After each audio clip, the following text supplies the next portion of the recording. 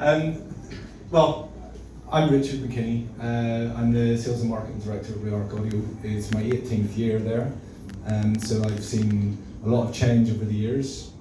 And to go back beyond that, as the guys covered earlier on, we set up the company in 1985.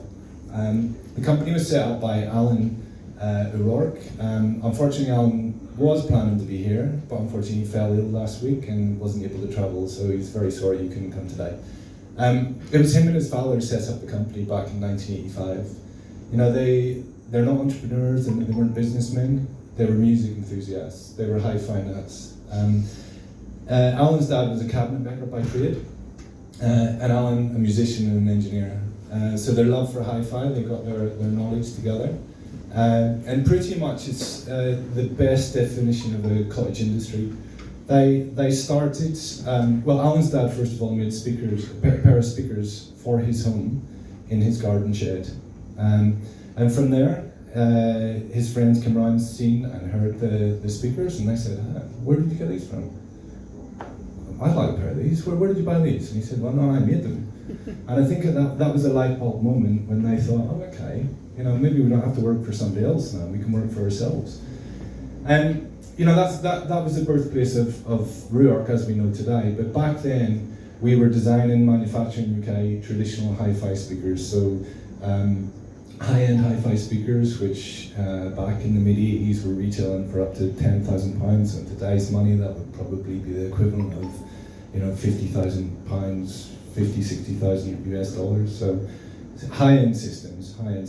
But over the 15 years of 20, 25 years of designing and manufacturing hi-fi speakers, that give them good knowledge of how to use materials to reproduce sound. In the late 90s, two-channel hi-fi took a bit of a downturn when plasma screens were introduced and more consumers were investing more in home cinema and subsat systems, home theatre. So Alan at the time, we saw our sales, global sales of our loudspeakers drop off. Plus we were still manufacturing in the UK. Some of the brands, British brands, were then getting products made abroad, so they were able to offer a cheaper price. So it got to a point where it became hard, and Alan at the time thought, right, okay, well, I don't see a long-term future in two-channel hi-fi. So at that point, he identified a gap in the market of small audio systems. There was nothing around, so this was in 2004, and there was nothing in the market in terms of radios and small systems that was premium, and nothing that would recreate sound in the way that we, Ruark, would like to recreate sound. So in 2004 we started to develop the first of the range of products we see today. In fact, we don't actually have it here, but the first product was the R1, which is a mono DAB FM radio today it's with Bluetooth. We're on the 4th generation today.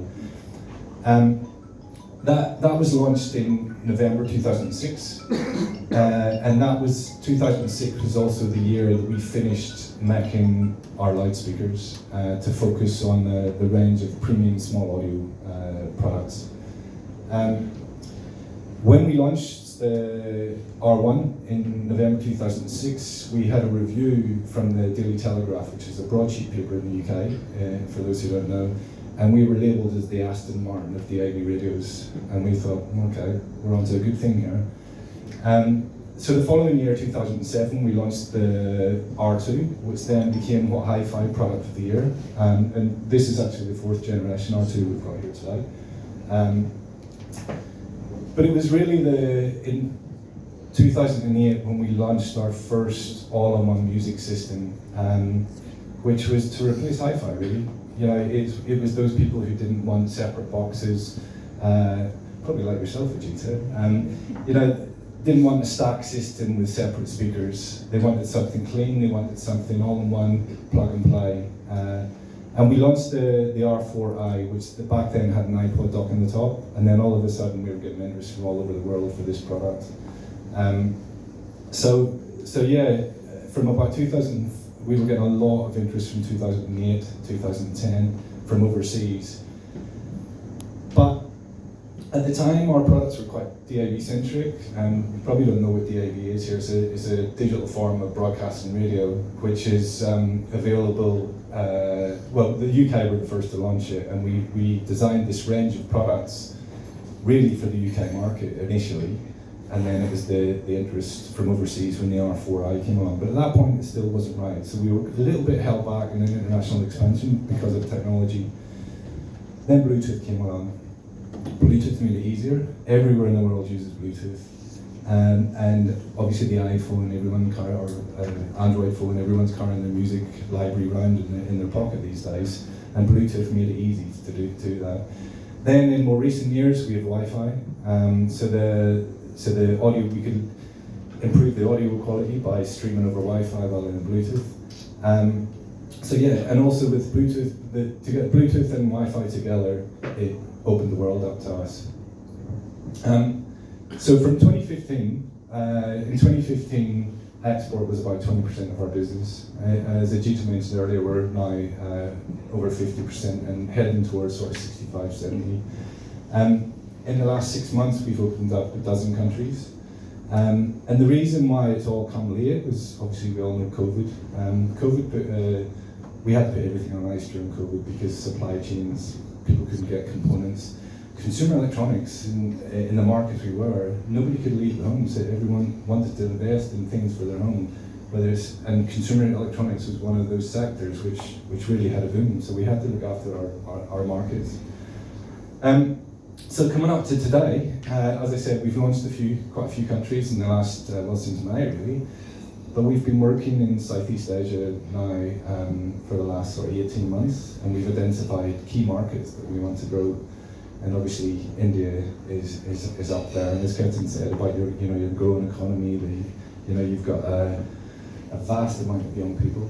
But the thing that appealed to us the most is your love for music. This country loves music, and one of the things that Ruark wants to do when we design any product, from the little R1, which is a mono speaker, right up to the R410 and the 810, which I'll talk about a bit later on.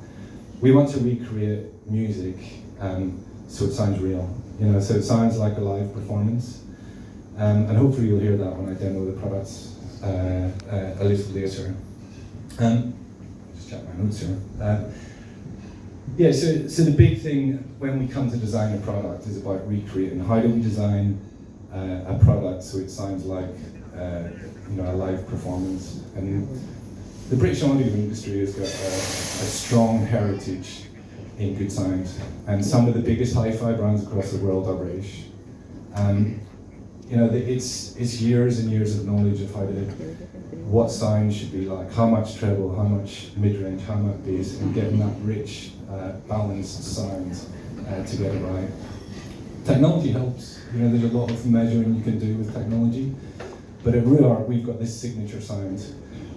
And that signature sound, like many other brands, will use equipment up to a point, but it's the human ear then that we sit for hours and hours and hours in our demo rooms listening to the product. Does it sound right? Does it sound wrong? And Alan, as I said, unfortunately couldn't be here. Alan has the golden ear, as we call it in the industry. He knows what things should sound like. He's got 40 plus years experience and a musician as well. He knows what things sound like. And he is the one that puts these finest touches on the products before they go to market. So that's the Ruark signature sound, and you'll hear some in a minute. But I'm going to give you a walkthrough of the products first of all before we start to demo. Excuse me, I've got a dry throat. Is the R1, like I mentioned earlier on. We've got it's our 4th generation.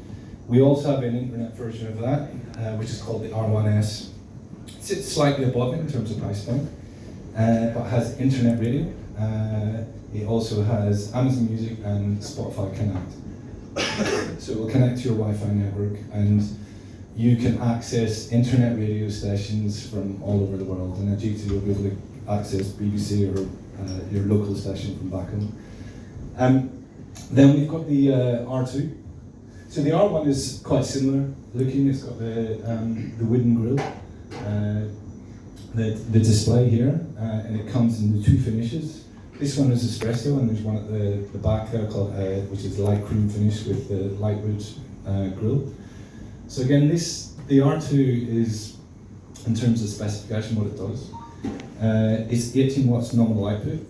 It comes with a colour display. You've got DAB, DAB+, FM, Internet Radio, Spotify Connect, Amazon Music, and Deezer as well. So every streaming service covered. So it's more than just a radio. This is a nice little music system. Excuse me. And last week, What Hi-Fi, I think What Hi-Fi is quite quickly here. It's the Hi-Fi Bible back home. We got a 5-star review last week for the R2, which is great. So that's the R1 and R2. This is part of our R series range. The other product in the R series range is the R3, which here, so again, in terms of the radio technology and streaming technology, it's the same as the R2 Mark IV and the R1S. So it has DAB, DAB+, FM, Internet Radio, Bluetooth, and the R3 also has, as you can see here in the front, CD. So it's got a CD slot. There are a lot of CD users out there. I don't know how you guys listen to music, but there are a lot of CD users. So this pack's still more traditional ways of listening to music with the more modern tech like streaming Spotify Connect. Excuse me.